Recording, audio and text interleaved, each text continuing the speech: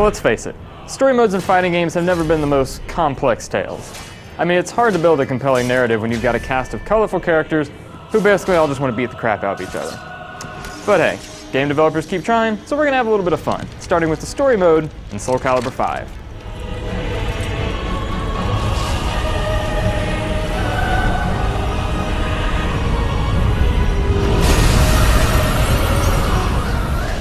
So our tale opens in the year 1607, somewhere in Europe. It follows a young knight named Patroclus, who's one of Sophidia's children. He's a brash, cocky young man with a strong sense of justice, and his quest is one of vengeance against the wicked Malfested, who we are told are bad and should pretty much just be killed. On the surface, Patroclus is a kind, upright, understanding kind of guy. But if you look beyond the beyond a little bit and really dig deep, you might just find that he's completely batshit crazy. Things aren't looking so good for Patroclus right from the start. In these early scenes, you think he's here to help out these poor, helpless people against these bandits or whatever. However, after the dust settles and the danger passes, he straight up murders this one guy for looking, what is it, pale and filthy? I mean, come on. He could just be like some poor dude asking for change. Of course, the icing on the cake is when Patroclus reveals that he doesn't really care if this person is a Malfested or not. Guess he just likes stabbing poor people. Oh, but what you gotta be doing this, Patroclus? I mean, come on, he's a kid. How old could he be? It's a dick move, bro. I thought you're supposed to be the hero. So a few scenes later, Patroclus is confronted by newcomers Y, who reveals that our hero now has a reputation for being a rampaging murderer. Apparently, Patroclus has just been butchering people all willy-nilly and has gone and earned a name for himself.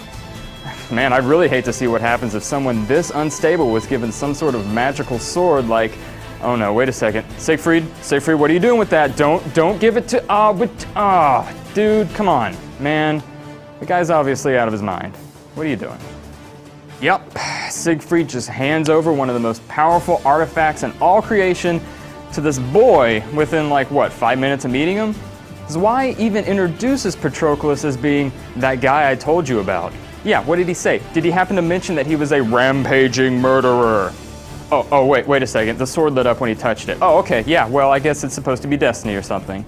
So Patroclus, in proper asshole fashion, basically takes the sword, says, "Smell you later," and runs off to go find his sister. Yeah, good call there, Siegfried. Dick. What follows is a story arc meant to convey how our hero goes from being a detestable, murderous, selfish, ungrateful villain into a noble warrior for good. But this never really happens. During his journey, Patroclus never expresses direct remorse for the horrific acts he has caused. I mean, he definitely gets pissed when he finds out that all of those Malfested were actually just normal people, but he seems more upset about the deception, about being used, rather than just straight up stabbing this innocent guy. Come on, Patroclus. Again? Why you gotta be such a jerk? But enough about Patroclus. Let's talk about his sister Pyrrha.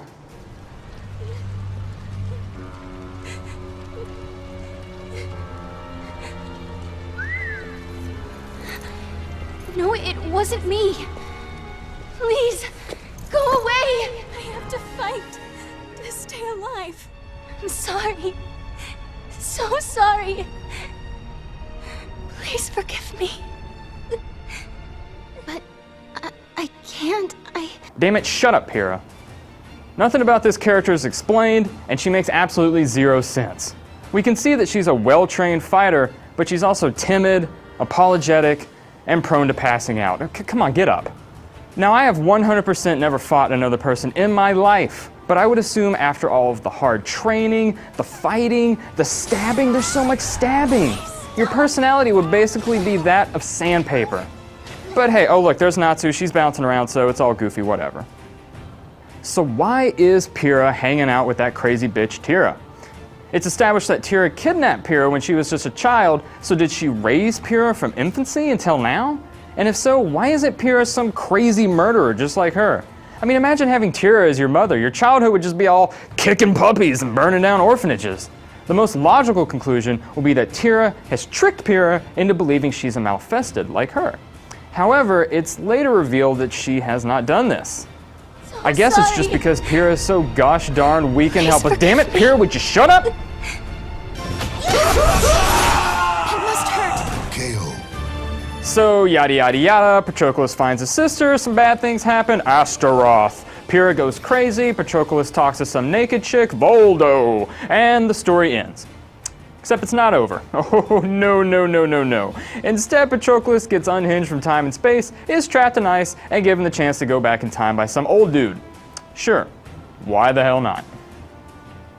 So try to keep up here. Patroclus decides to go back in time to before I made my mistake. This puts him right before his confrontation with Pyrrha Omega. But why doesn't he just go a little bit further back and stop this guy from getting stabbed? Or maybe stop himself from becoming a rampaging murderer. Then he and Pyrrha could just not go to the place where the evil sword is, and then this wouldn't happen, and whatever, let's just keep going. My head. It hurts. It just feels like everything here is written for the sake of convenience. I mean, Ivy just shows up randomly in this forest, Siegfried just gives Patroclus the soul edge, Never heard of it. and then Patroclus can just go back in time. Random things seem to happen for almost no reason. This wouldn't be such an issue if the tone of the story didn't take itself so seriously.